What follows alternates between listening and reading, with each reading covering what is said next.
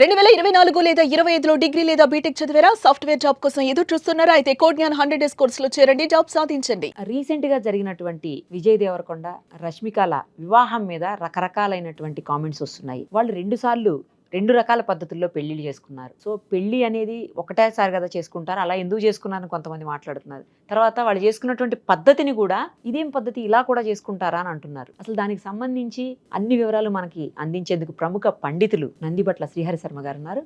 వారిని అడిగి తెలుసుకుందాం. గురుగారు నమస్తే అండి. వాగర్థావివ సంపృక్తౌ వాగర్థ ప్రతిపత్తయే జగతః పితరౌ వందే పార్వతీ పరమేశ్వరౌ ఆదిత్యాయ చ సోమాయ మంగళాయ బుధాయ చ గురు శుక్ర శనిభ్యశ్చ రాహవే కేతవే నమః. శృంగేరి జగద్గురు పీఠాధిపతులకి కంచి పీఠాధిపతులకి నమస్కారములు తెలియజేసుకుంటూ కార్యక్రమాన్ని ప్రారంభిద్దాం. గురుగారు, ఏంటి వాళ్ళిద్దరూ చేసుకున్నటువంటి వివాహ పద్ధతుల్లో వాళ్ళకేవో దోషాలు ఉన్నాయి, అందుకని అలా చేసుకున్నారు ఆ రెండు పద్ధతుల్లో అని చెప్తున్నారు.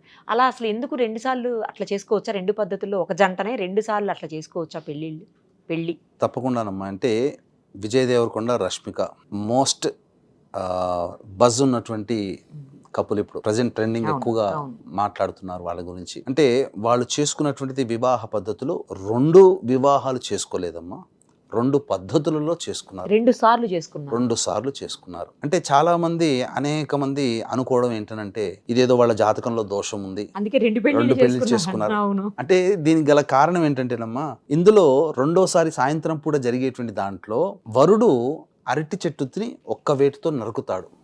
ఈ నరకడం అనేటువంటి దాన్ని చూసుకొని దోషం ఉంది కాబట్టి అరటి చెట్టు, అందుకే మన దగ్గర ఈ సంబంధించినటువంటి కదలి వివాహం జరుగుతుంది. ఆడపిల్లలు కానీ దోషం ఉంది అని అంటే, మగ పిల్లలకు దోషం ఉంది అని అంటే కదలి వివాహం చేస్తారు, అర్క వివాహం చేస్తారు, కుంభ వివాహం చేస్తారు. అట్లాగే ఇదేమో అనుకునే ఉద్దేశంతో చాలా మంది అనుకున్నారు, కానీ వాస్తవానికి అది కాదమ్మా. అంటే రష్మిక యొక్క గతం నుంచి మనం వచ్చినట్లయితే ఆమె చాలా చిన్న వయసులో ఇండస్ట్రీలో ప్రవేశం చేసినప్పుడు తనతో పాటు చేసినటువంటి ఒక కోస్టార్ని యాక్సిడెంటల్గా ఇష్టపడము, అలాగే ప్రపోజ్ చేయడము, ఎంగేజ్మెంట్ జరగడం అన్నీ కూడా జరిగిపోయాయి. అంటే ఆమె లైఫ్ అనేటువంటిది ఆమె ఊహించినట్టుగా ఉండదని భావించిందేమో, భవిష్యత్తులో నేను ఒక మంచి నటి కావాలనుకునే ఆశయానికి అడ్డు ఈ యొక్క చిన్న వయసులో చేసుకున్న నిర్ణయం అని చెప్పి తప్పుగా భావించిందేమో, దాని నుంచి రిగ్రెట్ అయిపోవడం, ఆ బంధం నుంచి పక్కకు తొలగడం. తదనంతర పరిణామాల క్రమంలో చూసినట్టయితే ఆమె సినీ వినీల ఆకాశంలో అద్భుతమైన ప్రగతి సాధించి అతి చిన్న వయస్సులో బాలీవుడ్లో కూడాను ఎంట్రీ ఇచ్చి పెద్ద పెద్ద స్టార్ల సరచన చక్కగా చేసి గొప్ప గుర్తింపుని, మోస్ట్ లవబుల్ క్రష్గా తను ఏర్పడింది. అయితే ఈ సమయంలోనే గీతా గోవిందం సినిమాలు చేయడం, విజయ్ దేవరకొండతో చేయడం, అలాంటి ఆ సందర్భంలో వాళ్ళిద్దరి మధ్య స్నేహము ఎక్కువగా పెరిగి వాళ్ళిద్దరూ ఒకరినొకరు ఇష్టపడడం జరిగింది. ఎంగేజ్మెంట్ చేసుకున్న తర్వాత కూడా తాను మొదట చేసినటువంటి తప్పుని మళ్ళీ చేయదలుచుకోలేదు. అందుకనే ఎంగేజ్మెంట్కి మ్యారేజ్ కూడా చాలా గ్యాప్ తీసుకొని తన నిర్ణయం తీసుకున్న వ్యక్తిగా అతనితో కొంత కాలం ఒక స్నేహితురాలిగా డ్రైవ్ చేసి నా యొక్క అభీష్టానికి ఇతని అభీష్టము నా అభీష్టాన్ని నెరవేరుస్తాడా, నన్నుగా అంగీకరిస్తాడా అనే ఆలోచన అన్నీ తీసుకొని సెక్యూరిటీగానే ఆలోచన చేసుకుని ఒక స్థితికి వచ్చిన తర్వాత వివాహాన్ని చేసుకోవడానికి ఇష్టపడడం, వివాహం జరగడం జరిగింది. ఇక్కడ గమనించుకున్నట్లయితే వివాహ పద్ధతుల్లో మొదటి నుంచి కూడా మనకు కన్యాదానమే ఉంది, కానీ వరదానం లేదు. అవును. కన్యాదానం అంటే ఏంటి? అమ్మాయి తండ్రి అయినా కానీ లేదా ఆ అమ్మాయి అయినా కానీ నేను పెళ్లి చేసుకునే వ్యక్తి దగ్గర నేను సంతోషంగా సుఖంగా ఉంటానా, లేదా నా అమ్మాయిని ఇచ్చేటప్పుడు చక్కగా ఆనందంగా మెట్టినింట సుఖ సంతోషాలతో ఇక్కడ ఎలా పెరిగిందో అక్కడ కూడా అంతే వాతావరణం ఉంటుందా లేదా చూసుకునే కదా చేసేది. కరెక్ట్. మరి ఆ అమ్మాయి ఇష్టాల మీద ఆధారపడి ఉంటుంది, తల్లిదండ్రుల ఇష్టాల మీద ఆధారపడి ఉంది పెళ్లి చేసేది. కాబట్టి ఆ అమ్మాయి ఇష్ట ప్రకారం అతన్ని నిర్ణయించుకుంది, తగ్గట్టుగానే వాళ్ళిద్దరు కూడాను ఎప్పుడు కూడాను ఆనందంగా ఉన్నారు. వివాహం జరిగింది. రేపు 4వ తారీఖు రోజున గ్రాండ్గా రిసెప్షన్ కూడా ఏర్పాటు చేస్తున్నారు. ఇక్కడ వివాహ పద్ధతుల్లో మీరు గమనించుకున్నట్లయితే ఆ విజయ్ దేవరకొండ తన పట్టపురాణి కేవలం ధనికుడనే కాదమ్మా, మామూలు బీద స్థాయిలో ఉన్న వ్యక్తి పెళ్లి చేసుకున్న, తాను రాజు పెళ్లి చేసుకున్న అమ్మాయి తన పట్టపురాణిగానే భావిస్తాడు. తనకు కలిగినంతలో వివాహం అనేటువంటిది చేస్తాడు, తండ్రి కూడా చేస్తాడు, ఎవరైనా అంతేనమ్మా.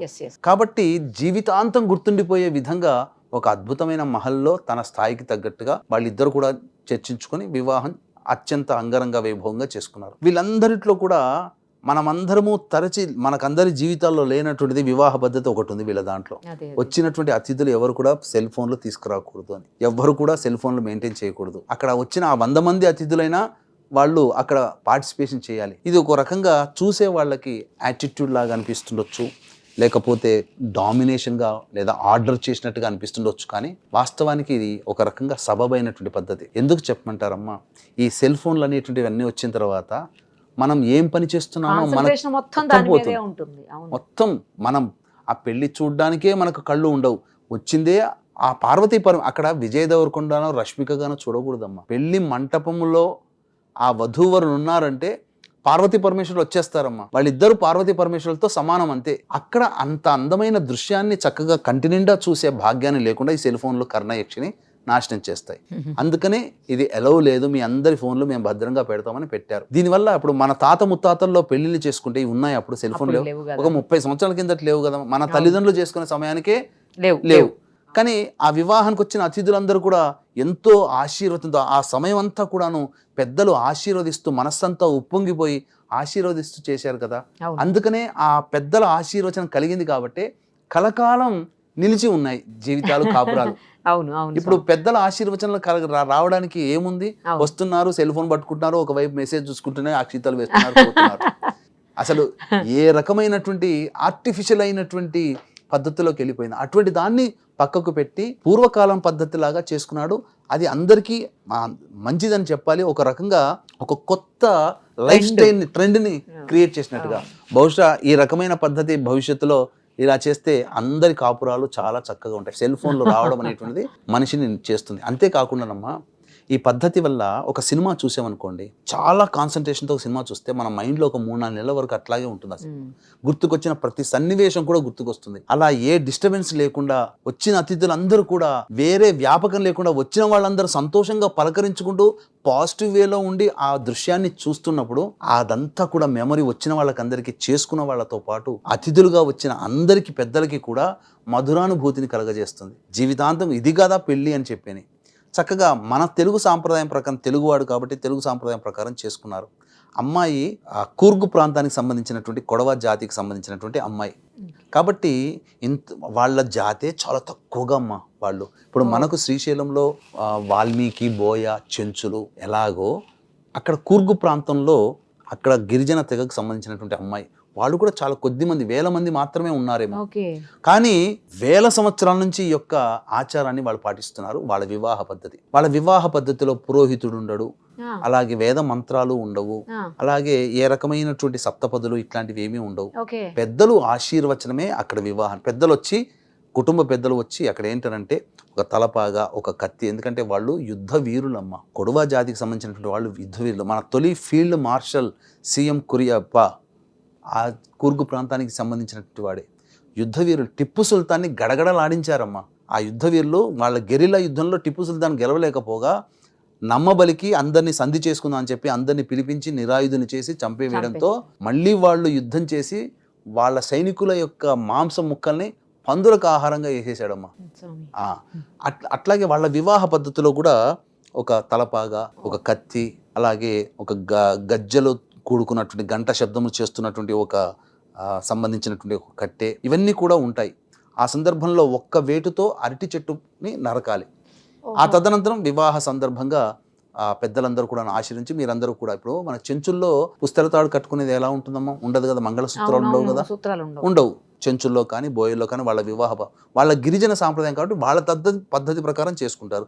వీళ్ళ పద్ధతి ప్రకారం అలాగే ఉంటుంది. అలాగే ఆ తదనంతరం వాళ్ళకి సంబంధించినటువంటిది పార్వతీ అమ్మవారిని విశేషంగా పూజిస్తారు. కాబట్టి ఆ పార్వతీ అమ్మవారు ఈ తెగని రక్షించడం కోసం పంది రూపంలో వచ్చింది, అడవి పంది రూపంలో వచ్చి రక్షించిందని చెప్పి దానికి సూచికగా ఆ అడవి పందిని చాలా ఇష్టంగా పెంచుకుంటారు. అక్కడ పంది మాంసాన్ని కూడా వాళ్ళు వండుతారని చెప్పి ఆ ప్రాంత ప్రజల యొక్క వినికిడి.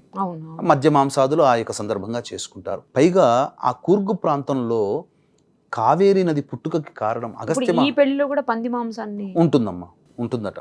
రష్మిక వాళ్ళ దాంట్లో చేస్తారు. అందుకనే దానికి ఒక పురాణ గాథ కూడా ఉంది. ఏంటంటే అగస్త్య మహాముని కావేరీ నదిని కమండలంలో పెట్టుకొని బంధించుకొని పోతుంటే నచ్చనటువంటి విఘ్నేశ్వరుడు అగస్త్య మహాముని విశ్రమించే సమయంలో ఆ యొక్క కమండలాన్ని కాకి రూపంలో వచ్చి తన్ని వేశాడట.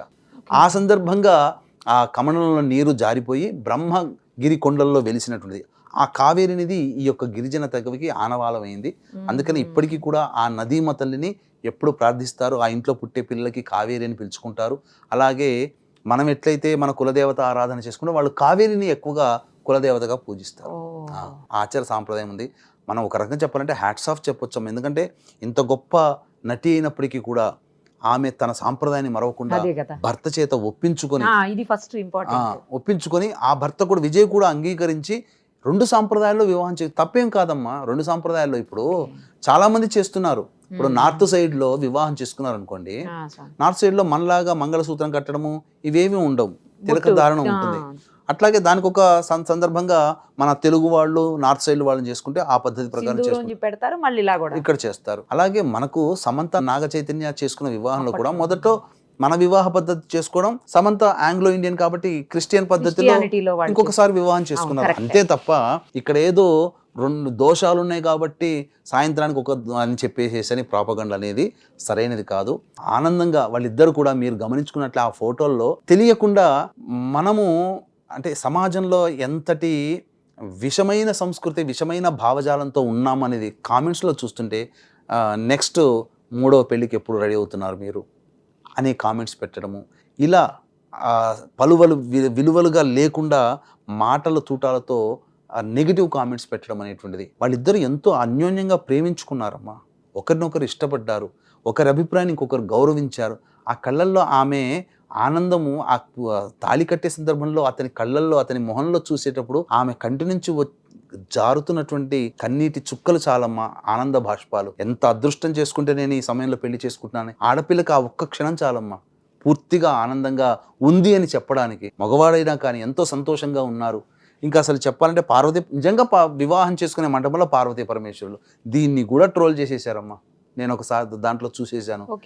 వీళ్ళని పార్వతీ పరమేశ్వరులు అనడం ఏంట్రా, వీళ్ళు ఏమన్నా దేవుళ్ళ అన్నట్టు కూడా కామెంట్ పెట్టారు. కానీ శాస్త్ర ప్రకారము పెళ్లి మంటపంలో ఉన్న వధూవరుల దేహంలో పార్వతీ పరమేశ్వరుల అంశం వచ్చి తీరుతుంది. అది దంపతులు వాళ్ళు ఏ వధూవరులైనా ఎక్కడ ఏ ఆచార ప్రకారం చేసుకున్నా ఈ యొక్క సంబంధించినటువంటిది.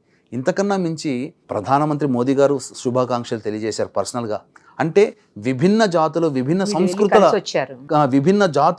సంస్కృతుల కలయికగా మీ యొక్క వివాహం ఏర్పడుతుందని చెప్పి, మన భారతదేశం సనాతన ధర్మం అంటేనే అన్ని జాతులు, అన్ని సంస్కృతి, అన్ని ధర్మాల కలయిక సూచిక మీ పెళ్ళి అని చెప్పి సంకేతంగా మెచ్చుకోలుగా అతను శుభాకాంక్షలు తెలియజేశాడు. అతనికి ఉన్నటువంటి జ్ఞానం మనకు లేకపోయా, మనం సాధారణ మనుషులు అనే చెప్పుకోవాలి. అలాగే కామెంట్లు పెడుతూ వస్తున్నాం. ఇకనైనా కానీ వాళ్ళ వ్యక్తిగత జీవితం ఆనందంగా జీవిస్తున్నారు, సంతోషంగా కలకాలం ఇలాగే ఉండాలి, చల్లగా కాపురంతో పిల్లా పాపలతో ఆనందంగా వాళ్ళు జీవించాలని కోరుకోవాలి తప్ప 3వ పెళ్ళి ఎప్పుడు ఇంకా వేరే వాళ్ళని చేసుకుంటుంది, వీడిని వదిలేస్తుంది, వీడు కూడా మరో రక్షిత్ శెట్టి ఇలా అనుకుంటుంటుంటే అది ఒక శునకానందం అని అంటారు. అంతే. మనం చేయలేని పని